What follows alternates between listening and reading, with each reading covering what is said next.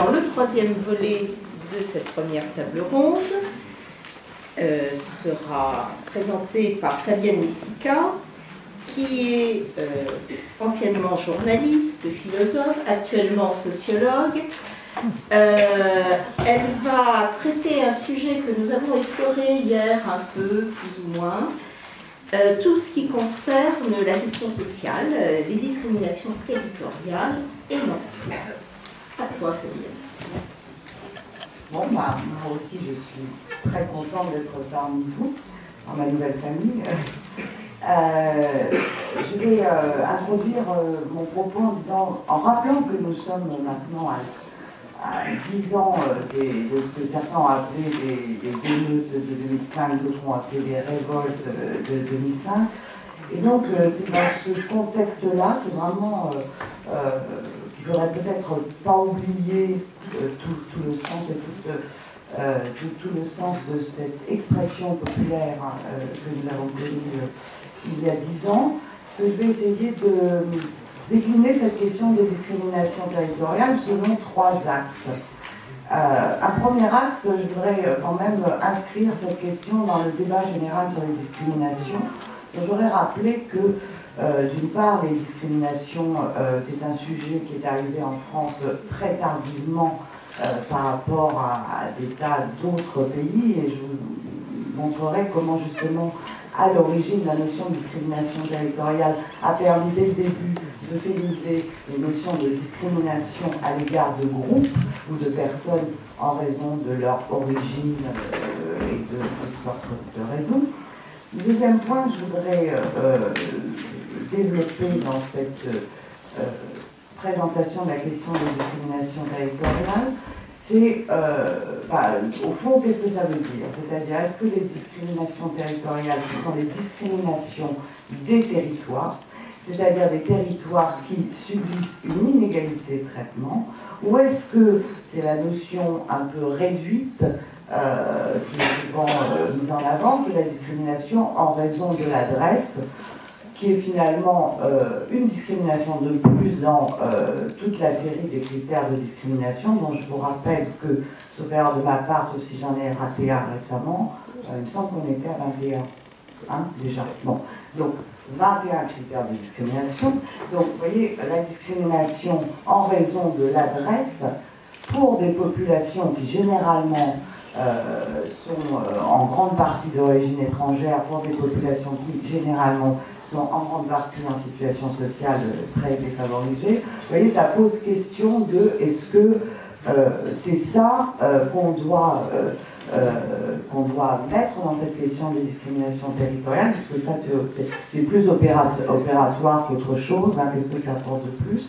Et puis ça pose aussi la question, je disais tout à l'heure quand je disais 21 critères de discrimination, loin de moi l'idée qu'il faudrait en éliminer un ou un autre, mais je voudrais quand même attirer l'attention sur le fait que, avec ces 21 critères, on noie un petit peu le poisson quand on sait que finalement la question à laquelle on veut s'attaquer principalement, tout en reconnaissant la légitimité de toutes les questions de discrimination, hein, évidemment, mais c'est quand même les discriminations dites ethniques, les discriminations dites sociales qui s'y articulent et qui ne s'y opposent pas forcément, les discriminations liées au genre. Bon, après je vais continuer, je vais pas, il y a le handicap et tout ça, mais on voit bien que quand même la question politique, elle s'est posée principalement autour de ça à partir de l'émergence de la politique de la ville dans les années 80, qui elle,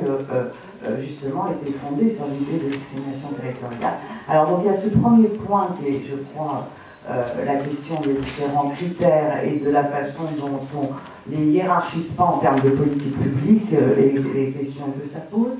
La deuxième question que je voudrais poser, simplement, c'est de dire on ne peut pas traiter de la question des discriminations territoriales sans l'inclure dans le débat sur les discriminations. Alors moi, comme ça a été dit, moi je travaille sur les territoires. Voilà, je fais des études et je travaille sur les territoires. Et donc je suis en permanence confrontée à ces débats qu'on a déjà entendus hier, c'est-à-dire l'opposition entre une approche sociale et une approche des discriminations, disant que lutte des classes ou discrimination, enfin, vous voyez, c'est ces questions-là, donc ça c'est un débat qui émerge et réémerge en permanence dans les territoires, d'autant plus facilement que, comme vous le savez, quand nous travaillons sur les territoires, nous avons beaucoup de difficultés à apporter des éléments objectifs, étant donné, ça a été évoqué hier, de la possibilité de faire des statistiques ethniques, etc. Et donc, du coup, on travaille énormément sur les représentations et les expériences et les vécus dans une approche qualitative qui est intéressante, mais évidemment, la question des représentations, la question idéologique et cette fameuse opposition entre reconnaissance de discrimination ethnique, de genre, etc., et approche sociale se pose en permanence. L'autre opposition qui se pose, et à travers cette opposition se pose aussi la question entre collectif et individuel, c'est-à-dire est-ce qu'on discrimine seulement des individus? Donc là, on va avoir comme ça une série, une sorte de série d'exemples, de biographies, d'exemples individuels avec l'expérience des gens et ce qu'on peut en tirer en termes de preuves, ou est-ce qu'on discrimine des groupes, hein? Et on a la même opposition individuel, groupe. Et évidemment, ça tire vers l'individuel, de même que ça tire vers le social. Alors, vous savez qu'on répond en général à toutes ces difficultés en avançant toujours, en ce qui concerne les discriminations, l'approche dite systémique. Alors, c'est devenu maintenant quelque chose, voilà, c'est comme ça, on arrive à l'approche systémique. Je voudrais juste dire que dans beaucoup d'approches sur les discriminations, il y a des aspects réversibles. Alors, l'approche systémique, elle a l'intérêt d'englober beaucoup de monde. Beaucoup de monde à qui on ne peut pas dire qu'ils discriminent. Par exemple, moi je travaille beaucoup sur l'éducation, si vous avez été en éducation que l'éducation nationale discrimine, ça va quand même pas bien se passer. Mais quand on prend l'approche systémique, ça se passe d'autant mieux qu'il y a deux choses qu'on dit. Premièrement, qu'on distingue discrimination et racisme, et que donc ceux qui discriminent ne sont pas forcément racistes, mais alors quand même quelque part dans la chaîne, il va bien finir par y avoir quelqu'un qui est raciste, vous voyez, dans la chaîne. Parce que même si la discrimination ne fait que passer par moi, puisque je suis un agent de la discrimination, dans l'esprit systémique, on est des agents à chaque fois, hein, donc ça passe par nous. Ça passe par l'institution, ça passe par l'intermédiaire de l'emploi, ça passe par... Mais c'est pas lui qui discrimine. Ça passe par le client qui ne veut pas, je sais pas quoi, enfin bref, j'en passe et les meilleurs. Donc ça passe par des tas de gens, mais finalement ça ne fait que passer, et ça donne ce phénomène de la discrimination systémique. Et finalement, avec ce phénomène de la discrimination systémique, on ne remonte jamais à un quelconque raciste au sens idéologique du terme, ou à quelqu'un qui que ce soit qui est raciste, puisque ça tourne en boucle. C'est pour ça que, vous voyez, l'approche de discrimination est presque toujours une approche réversible. Il faut la défendre, mais il faut à chaque fois bien spécifier qu'est-ce qu'on met dedans. Enfin, je voudrais rappeler aussi que dans ce cadre-là, avec ces notions de discrimination systémique, on est aussi dans les notions de discrimination cumulative. C'est-à-dire que vous êtes discriminé en raison de plusieurs motifs. Alors, je peux donner un exemple, par exemple, femme et d'origine étrangère, ou de parents, grands-parents, etc., d'origine étrangère, puisque moi je trouve que l'origine immigrée, c'est quand même pas une terminologie très satisfaisante, autant dire ça.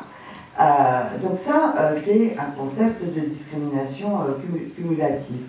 Mais le concept, par exemple, de discrimination cumulative d'hommes d'origine étrangère, puisque homme n'est pas une discrimination, on n'est pas discriminé normalement en tant qu'homme, vous voyez, on ne va pas l'utiliser. Or, en réalité, quand vous allez sur le terrain, quelle est la figure je dirais, qui subit le plus de regards, de représentations négatives et par conséquent de difficultés en termes éducatifs sociaux, d'accès au logement, d'accès à l'emploi, etc., c'est plutôt le garçon d'origine immigrée. Donc on voit bien qu'on dispose en tous les cas d'un certain nombre d'outils pour réfléchir à la question, mais à chaque fois ces outils se heurtent à des réalités qui, à mon avis, sont plus complexes, et se heurtent aussi à un contexte dans lequel, finalement, la discrimination, c'est quelque chose qu'on va travailler sur un plan politique, mais toujours en euphémisant. C'est-à-dire, une des constantes, c'est l'euphémisation de la discrimination, c'est-à-dire, on utilise le mot, mais on trouve des façons et des approches qui font que, finalement, on n'affronte pas de manière frontale et on évite en tous les cas de dire il y a des auteurs, il y a des manières, il y a des politiques qui sont en jeu, qui sont à l'œuvre dans ce contexte-là. Donc, dans cette difficulté, et juste en passant, je voulais aussi, dans la réversibilité de la discrimination, vous citez une interview de M. Macron là, récemment au Journal de l'Humanité. C'est très intéressant de la manière dont c'est la discrimination est réversible, c'est-à-dire que Macron a expliqué quand même que c'était le droit du travail qui était la cause principale des discriminations dans cette interview. C'est-à-dire que si vous défendez le droit du travail, si vous défendez les droits sociaux, etc., en termes universels et universalistes, en fait, vous empêchez les jeunes des quartiers défavorisés, par exemple, d'accéder à l'emploi. Donc, vous voyez, on est sur quelque chose où la discrimination peut même servir à un discours hyper libéral et à un discours qui remet en cause, finalement, les droits de tous et qui vous dirait qu'un jeune d'origine immigrée smicard, par exemple, c'est parce qu'il est smicard qu'il y a un problème. Vous voyez ce que je veux dire? Comme si les smicards, c'était pas plutôt les gens d'origine défavorisée que les autres. Donc c'est pour ça que je vous dis simplement qu'il faut essayer de réfléchir à ces concepts, à leur réversibilité et au terme du débat. Alors là-dedans, qu'est-ce que c'est que la discrimination territoriale? Alors c'est un concept analysé à deux points de vue. Le premier, c'est que l'origine finalement de la discrimination territoriale, la notion de discrimination territoriale, c'est la politique de la ville. Donc dans les années 80, la politique de la ville, quand même, reconnaît, en tous les cas à travers une politique publique, qu'il y a des territoires particulièrement défavorisés, qui sont zonés, spatialisés. Donc on est bien dans une notion de territoire, et la politique de la ville se propose d'apporter ce que certains ont appelé de la réparation, enfin bon, voilà. Et il faut à peu près 20 ans après la naissance de la politique de la ville pour que le concept de discrimination touchant les populations soit mis en avant dans le cadre d'ailleurs de la politique de la ville, mais dans le cadre de la loi aussi, etc. etc. Donc voilà, ça c'est un premier élément pour dire simplement que l'origine même de la politique de la ville, finalement, c'est la notion de discrimination territoriale, c'est-à-dire une notion qui spatialise la discrimination. Alors, cette notion-là, pourquoi elle est revenue sur le devant de la scène à partir de 2010? Pourquoi, alors qu'on travaillait sur les discriminations ethniques, etc., donc sur les populations, donc sur des choses, des discriminations qui touchaient des publics bien identifiés, etc., pourquoi on est revenu sur la question de la discrimination territoriale? Alors, c'est d'abord quelque chose qui a été très politique, il faut le savoir. Hein.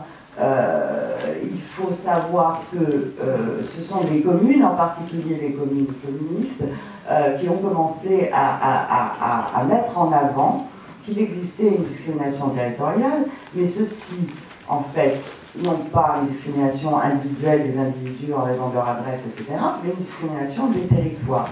Donc, la première chose que je voudrais, à laquelle je voudrais réfléchir avec vous, c'est finalement, est-ce que c'est vrai? C'est-à-dire, est-ce qu'il y a des territoires auxquels l'État donne moins? Parce que c'est ça la question qui est posée. Hein. Si on parle de discrimination des territoires, c'est ça la question qui est posée, c'est ça la question qui est posée aussi par la question de l'apartheid. Alors, ce qu'on peut dire là-dessus, alors, premièrement, on a un problème de définir les territoires, quelle est l'échelle de ces territoires, est-ce que c'est la commune, est-ce que c'est le quartier, etc., etc. Mais est-ce que les territoires sont discriminés? Alors, moi, je peux vous donner plusieurs exemples qui prouvent que oui, c'est vrai, les territoires sont discriminés. Alors, ils sont discriminés pourquoi? D'abord parce qu'il y a beaucoup de politiques, vous savez, sociales, éducatives, etc. Par exemple, le bâtiment scolaire, ou par exemple, énormément de politiques qui reposent sur les communes. Or, les communes entières sont des communes pauvres. Vous prenez Aubervilliers, vous prenez, enfin bon, on a des communes qui sont pauvres, donc qui ont une fiscalité très très faible. Donc, le fait que l'État donne la même chose à tout le monde, oui, c'est une discrimination territoriale. Oui, moi par exemple, j'ai travaillé à Aubervilliers, où j'ai pu voir que le maire d'Aubervilliers était obligé d'endetter la ville pendant 100 ans en faisant un partenariat public-privé pour construire une école, alors qu'il y avait une densité scolaire absolument hallucinante dans cette ville. Une ville où on fait beaucoup d'enfants. Donc on a beaucoup d'enfants dans les grandes familles. Donc simplement ce qu'on voit, c'est qu'effectivement, posé sous cet angle-là, qu'il s'agisse de politique sociale, qu'il s'agisse d'équipement, qu'il s'agisse d'accès à la santé, qu'il s'agisse d'accès à l'éducation, oui, les discriminations territoriales existent. Elles existent à plusieurs niveaux, elles existent en termes de financement public, et donc c'est bien l'organisation politique de la ségrégation. Elles existent en termes d'attractivité. Alors on nous parle tout le temps d'essayer de créer de la mixité sociale, etc., dans les quartiers. Mais en fait, de quoi souffrent les quartiers? Ils souffrent d'un manque d'attractivité. Les professeurs n'ont pas envie d'y aller. Les médecins n'y vont pas, etc., etc. Donc, avec tous ces aspects-là, on a bien une discrimination territoriale, puisque on ne fait pas ce qu'il faut faire pour permettre, en tous les cas, de remédier à ce manque d'attractivité des territoires. Je vais terminer sur cette partie des discriminations territoriales. Ce que je voulais simplement dire, c'est qu'il y a un vrai combat à mener et que je crois qu'on peut s'interroger aujourd'hui, moi qui travaille beaucoup dans les communes, est-ce que sur l'échelon communal, d'abord, sur la question de l'échelon communal, est-ce que l'État ne doit pas reprendre le financement d'un certain nombre de choses qui relèvent du droit, le droit à l'éducation, le droit à la santé, etc. Est-ce qu'on doit continuer à laisser des communes qui s'enfoncent et qui n'ont pas toujours en plus une politique très égalitaire elle-même à l'égard de leur territoire défavorisé, hein, bon, donc est-ce qu'il n'y a pas là un combat à mener? Et là une vraie question de politique publique.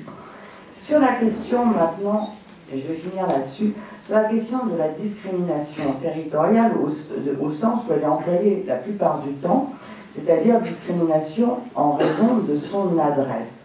Alors, je voudrais là par contre dire que je pense que c'est un concept qu'il faut vraiment déconstruire, et je vais vous dire pourquoi, à mon avis, il faut déconstruire. Il y a deux choses là-dedans. D'abord, une première chose, c'est que ça veut dire qu'on considère le territoire, le quartier, etc., comme un attribut de l'identité.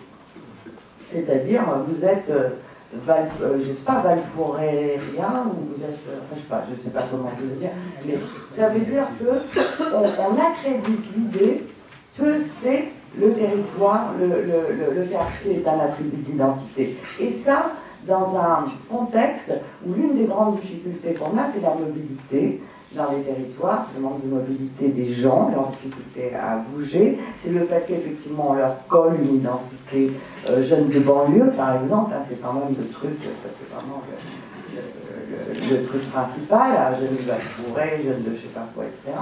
Donc je pense que c'est dangereux de développer ou de trop défendre cette notion-là, parce que je trouve qu'elle est enfermante, encore plus enfermante. Et un troisième point que je voudrais maintenant simplement conclure là-dessus, je pense que d'un côté, il y a un combat politique à mener pour l'égalité des territoires. Et ce n'est pas seulement les maires qui doivent le mener, parce que quand ils le mènent, ils ne mènent pas toujours sans arrière-pensée. Je crois que c'est un combat citoyen. En revanche, je crois qu'il ne faut pas accepter de laisser noyer la question des discriminations qui visent des populations précises, de la laisser noyer dans la notion de territoire, parce que je pense que la notion de territoire est une manière, de plus, une fois de plus, d'euphémiser la réalité des discriminations ethniques. Et que peut-être maintenant, parce que si je suis d'accord avec M. Fassin, il faut les nommer. Voilà, je vous remercie.